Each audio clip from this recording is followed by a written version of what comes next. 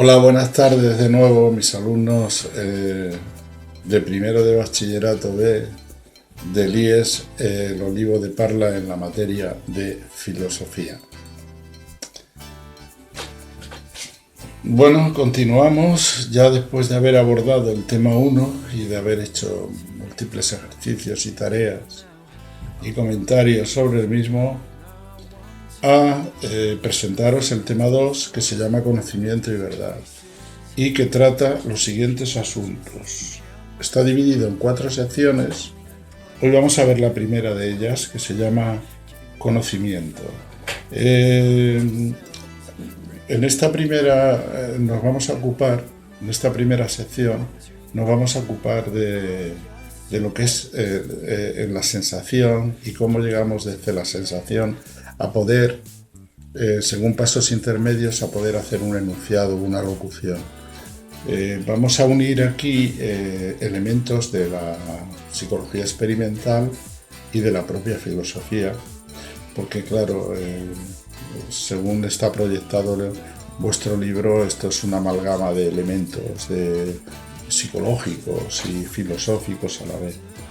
Bien, y veremos cuáles son los pasos intermedios por los que desde la sensación llegamos a poder hacer un enunciado acerca de la realidad o de cualquier otra índole. Después definiremos, a partir de sus caracteres, qué es el conocimiento, ¿vale? El punto 2, o la sección 2, si queréis, de este tema se llama Verdad y criterios de verdad.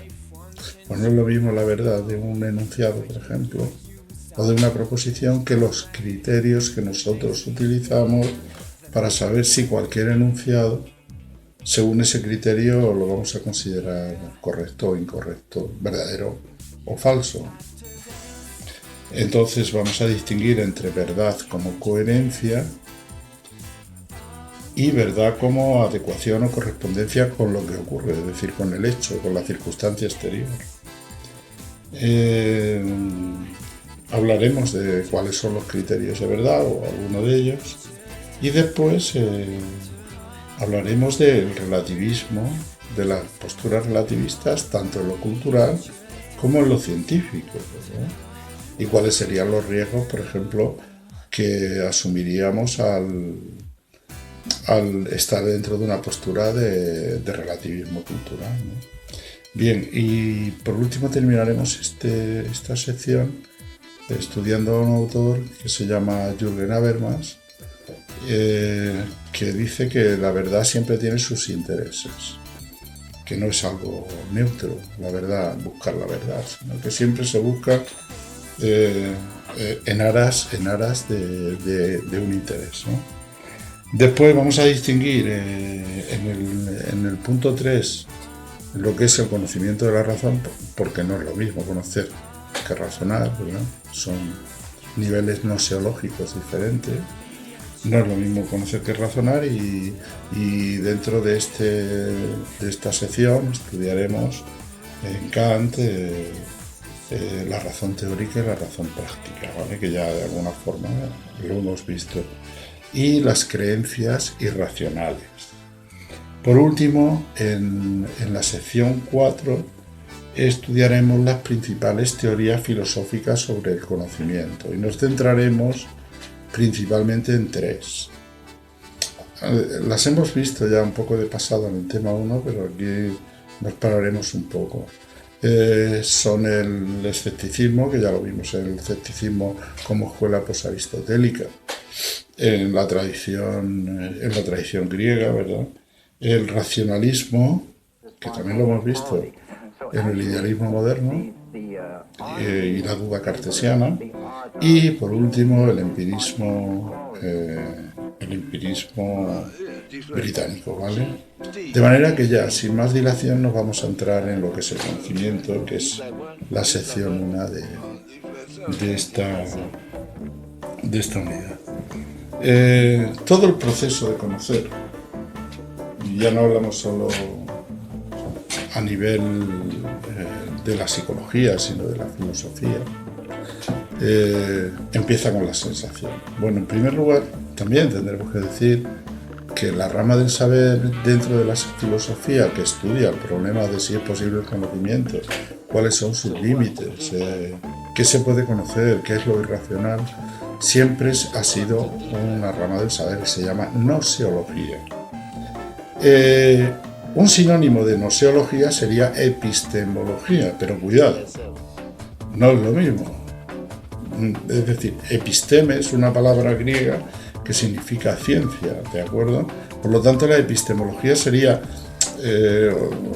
vamos a decir, la parte de la gnoseología que se dedicaría a fundamentar de alguna manera las proposiciones científicas.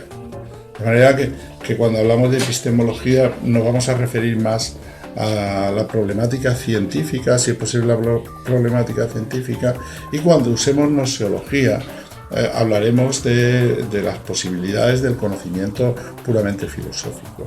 Bien.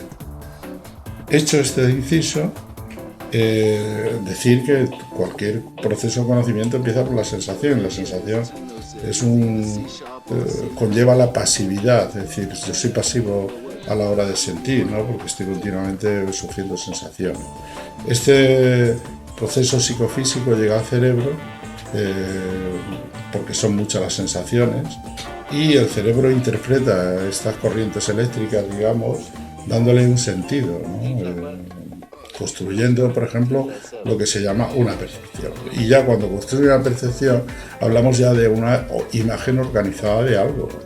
Es decir, por ejemplo, si yo tengo una cuchara en la mano y veo que es fría, que es de cierto color, el cerebro automáticamente va a procesar que esa serie de sensaciones proceden de un objeto que se llama cuchara. Y ese objeto organizado, que ya es una construcción del cerebro, eso es una percepción. Bien. A partir de la percepción se forman las imágenes, y a partir de las imágenes se forman los conceptos. Bueno, pues el concepto de cuchara. El concepto de cuchara abarca todas las cucharas existentes, ¿verdad? Bien.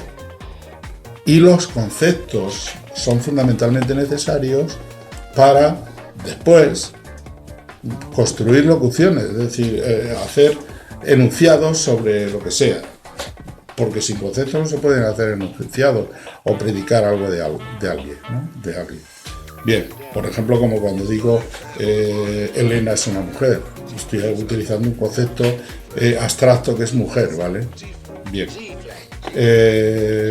Quien más ha trabajado el tema de la percepción como conjunto unitario que se percibe y dando más importancia al todo que se percibe que a las partes, es decir, a la sensación, es una escuela psicológica alemana que se llama la Gestalt, es decir, la escuela de la forma, ¿vale?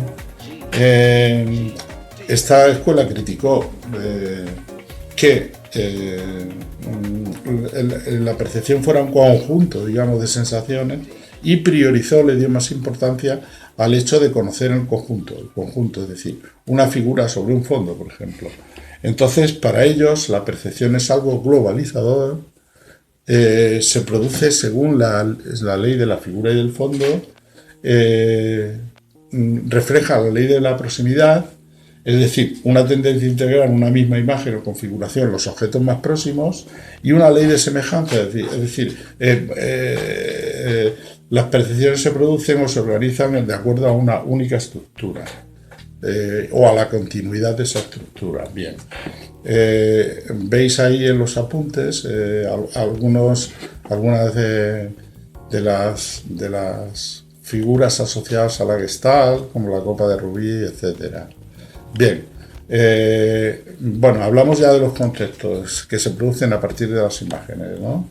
Bueno, sabéis que un concepto es algo que se abstrae, ¿no? de muchas cosas concretas, pues se forma, por ejemplo, de muchas cucharas, sobre todo las cucharas, el concepto de cuchara. Bien, primero, que los conceptos todos tienen lo que se llama la intención o comprensión, que son las notas que caracterizan ese concepto. Y después la extensión de los conceptos sería a los individuos o a la clase de individuos a los cuales se puede aplicar esos caracteres, ¿vale? Pues entonces hay una ley lógica que dice que a mayor comprensión, mayor extensión, y a mayor extensión, menor comprensión. Entonces, es una ley lógica que tenéis que saber y que estudiamos ya en la universidad, cuando yo era joven, ¿verdad? Por último, se pueden, ya formados los conceptos, hacer locuciones o decir algo sobre ellos. Entonces hablaríamos ya de la proposición. Por lo tanto, hemos visto muy brevemente y de forma muy apretada cómo de la sensación llegamos en el proceso del conocer a poder decir algo de forma general, ¿no?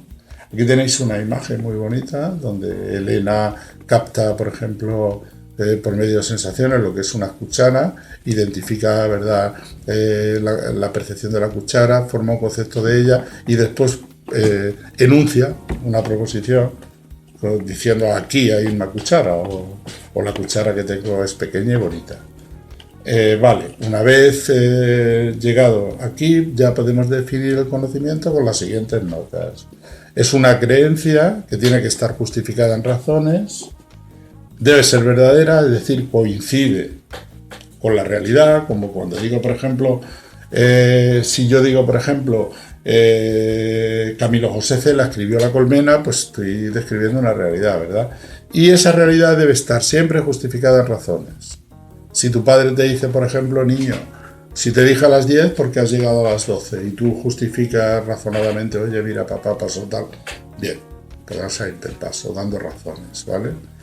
Bueno, pues nada, chicos, continuamos el próximo día con la segunda parte del tema que se llama la verdad y los criterios de verdad. Gracias.